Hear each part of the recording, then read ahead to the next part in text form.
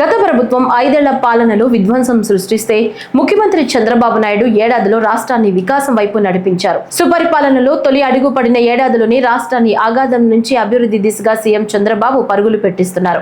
ప్రజా సంక్షేమం, అభివృద్ధి లక్ష్యంగా శ్రమిస్తున్న సీఎం చంద్రబాబుపై ప్రజలకు నమ్మకం రెట్టింపు స్థాయిలో పెరిగిందని విజయవాడ ఎంపీ కేశినేని శివనాథ్ అన్నారు.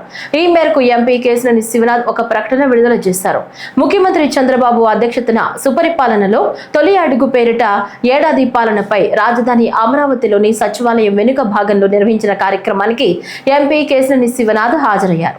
ఈ కాలంలో విజయవాడ నగరం గురించి ఎక్కువ దృష్టి పెట్టాను. ఈ విజయవాడ నగరంలో మనం చూస్తే విజయవాడ నగరం చుట్టూ కూడా రైల్వే లైన్లు ఆకుపై ఉన్న నగరం.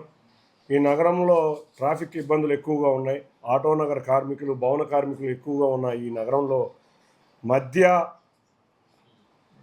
కార్మిక లోకం ఎక్కువగా నివసించే ఈ నగరంలో వారి శ్రేయస్సు కోరే ఎక్కువగా కష్టపడదామని నేను మొదటి నుంచి చెబుతున్నట్టుగానే రైల్వేస్లో నేను చూస్తే గత 6 నెలలుగా పోరాటం చేసి అమృత్ భారత్ స్కీమ్ కింద విజయవాడ రైల్వే స్టేషన్కి రేపు 15 రోజుల్లో 850 కోట్లతో విజయవాడ రైల్వే స్టేషన్ అభివృద్ధికి టెండర్లు పిలవబోతున్నారు.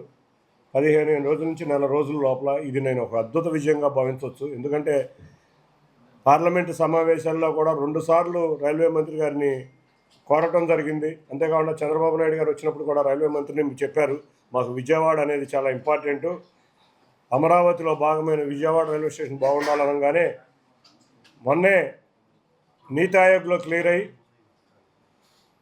ఇవాళ విజయవాడ రైల్వే స్టేషన్ టెండర్లు రాబోతున్నాయి. అన్నిటికన్నా ముఖ్యంగా ఎన్నో సంవత్సరాల నుంచి పరిష్కృతం కాని గుణదల 2 ఆర్ఓబీలు, మధురానగర్ దగ్గర ఒక ఆర్ఓబి, ఓల్డ్ రాజేశ్వరరావుపేట దగ్గర ఒక ఆర్ఓబి, మన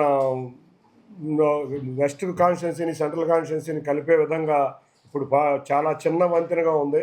దానికి కూడా 4 లైన్ల వంతెన కింద డిపిఆర్, వీటికి తోడు డ్రైన్లు, విజయవాడ వెస్ట్ నియోజకవర్గంలో ఉన్న డ్రైన్లు ఎన్నో సంవత్సరాల నుంచి క్లీన్ చేయకపోవడం, వరదల వల్ల చాలా ఇబ్బంది పడ్డాం.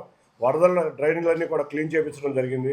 రాయలపాడులో కానీ కొండపల్లిలో కానీ 3 ఆర్ఓబీలు, ఎందుకంటే అన్ని ఫాస్ట్ ట్రైన్స్ వెళ్ళే దగ్గర 3 ఆర్ఓబీలు, సుమారు 8 ఆర్ఓబీలు పట్టాలెక్కించడం జరిగింది. తప్పకుండా 2-3 నెలల కాలంలో శంకుస్థాపన జరిగి వితిన్ సంవత్సరంన్నర కాలంలో ఇవాళ అన్నీ కూడా రైల్వేకు ఉన్న సమస్యలన్నీ తీరే విధంగా కృషి చేశారు.